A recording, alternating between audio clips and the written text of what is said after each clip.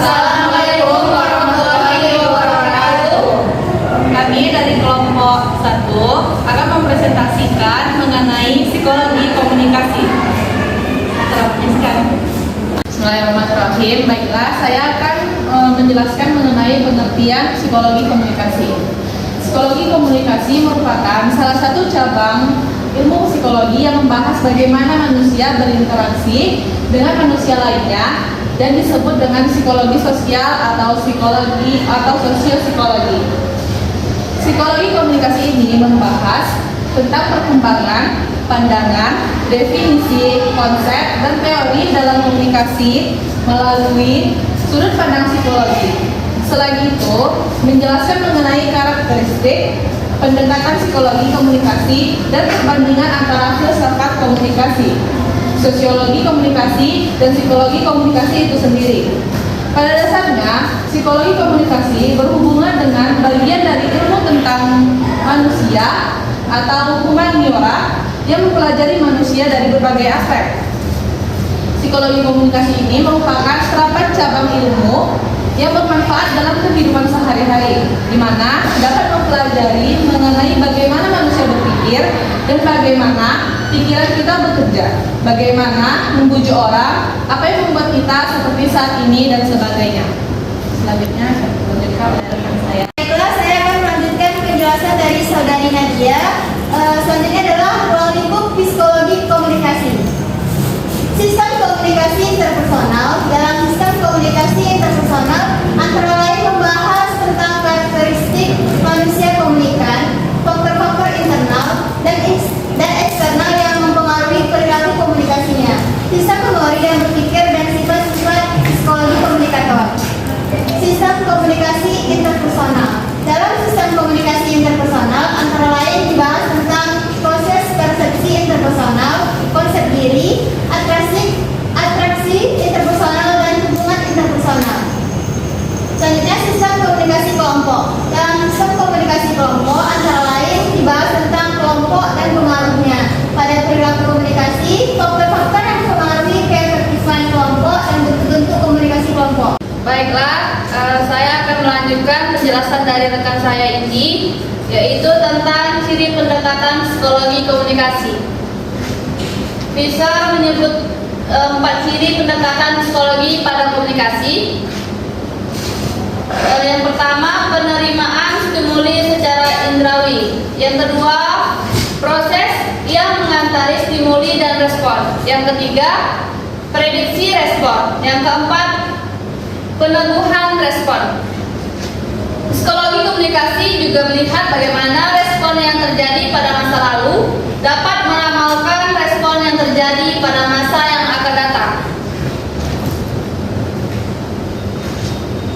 Penggunaan psikologi komunikasi, yaitu di sini ada pengertiannya, penerimaan yang cermat dari isi stimuli seperti yang dimaksudkan oleh komunikator.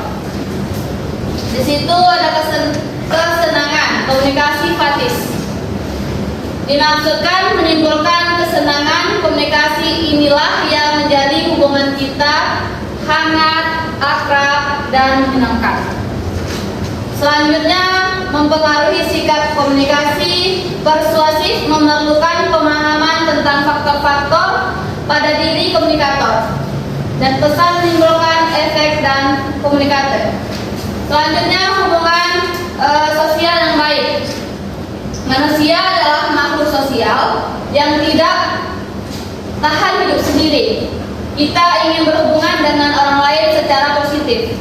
Baiklah, sampai pada kita tujuan psikologi komunikasi.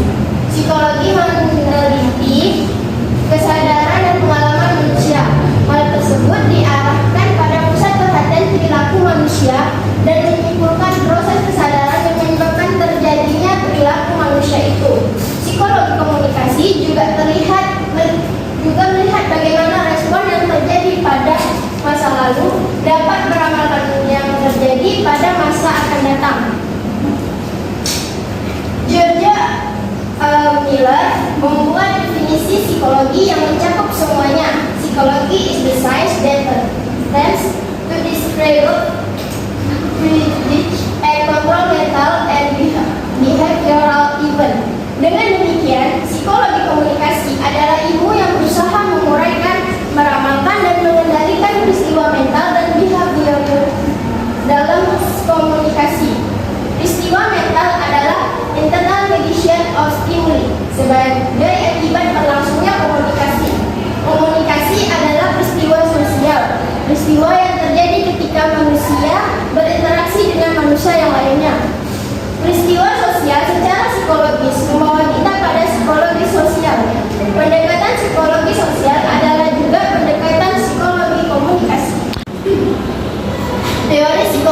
tentang manusia. Yang B. Behaviorism, lahir sebagai reaksi terhadap introspeksionisme yang menganalisa jiwa manusia berdasarkan laporan-laporan yang subjektif. Dan juga psikoanalisis, biorism hanya ingin menganalisa perilaku yang tampak saja, yang dapat diukur, dilukiskan, dan diramalkan. Karena sering disebut sebagai teori belajar, belajar artinya perubahan perilaku organisme sebagai pengaruh lingkungan. Yang C. Kognitivisme. Di sini muncul paradigma baru bahwa manusia tidak lagi dipandang sebagai manusia yang bereaksi secara pasif pada lingkungan, tapi sebagai makhluk yang selalu memahami lingkungannya, makhluk yang selalu berpikir, dalam kurung homo sapiens.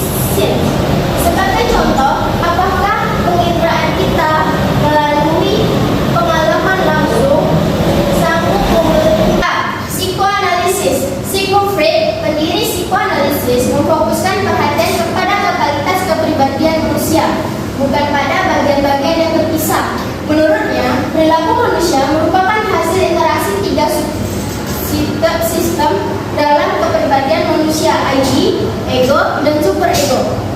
ID adalah bagian kepribadian yang menyimpan dorongan biologis manusia, pusat insting atau dalam kurung hawa nafsu. Yang C. Kognitivisme. Di sini muncul paradigma baru bahwa manusia tidak lagi dipandang sebagai makhluk yang bereaksi secara pasif pada lingkungannya, tapi sebagai makhluk selalu yang memahami lingkungannya, makhluk yang selalu berpikir. Sebagai contoh, apakah penginderaan kita melalui pengalaman langsung sanggup memberi kebenaran? Kemampuan alat indera kita dipertanyakan karena seringkali gagal menyajikan informasi yang akurat. Tadi penjelasan mengenai psikologi komunikasi. Terima kasih telah menyaksikan kami. Wabillahi taufiq wal hidayah. Wassalamualaikum warahmatullahi wabarakatuh.